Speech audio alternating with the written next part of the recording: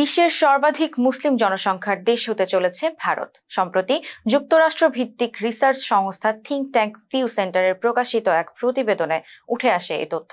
সংস্থাটি বলছে আগামী 25 বছরের মধ্যে বিশ্বের সবচেয়ে বেশি মুসলিম জনসংখ্যার দেশ হতে চলেছে ভারত। প্রতিবেদনের ভাষ্য মতে 2010 থেকে 2020 সালের মধ্যে বিশ্বে মুসলিম জনসংখ্যা বেড়েছে প্রায় 34 কোটি 70 লাখ। 2010 সালে যেখানে বিশ্বে মুসলিমদের সংখ্যা ছিল মোট জনসংখ্যার 23.9%, 2020 সালে তা বেড়ে দাঁড়িয়েছে 25.6%। মূলত উচ্চ জন্ম হারকে এর প্রধান কারণ হিসেবে চিহ্নিত করছেন পিউ রিসার্চ সেন্টার। যদিও এই বৃদ্ধিতে ধর্মান্তরেরও সামান্য ভূমিকা আছে, তবে তা নামে মাত্র বলেও উল্লেখ করেন সংস্থাটি। পিউ সেন্টারের মতে 2050 সালের মধ্যে বিশ্বের মুসলিম জনসংখ্যা 280 কোটিতে পৌঁছাবে, আর এই সময়ে ইন্দোনেশিয়াকে ছাড়িয়ে গিয়ে ভারতের মুসলিম জনসংখ্যা হবে বিশ্বের মধ্যে সর্বাধিক। ভারতে গত 10 বছরে মুসলিমদের জনসংখ্যা 3.56 লাখ বৃদ্ধি পেয়েছে। 2010 সালে ভারতের মোট জনসংখ্যার 14.3% ছিল মুসলিম।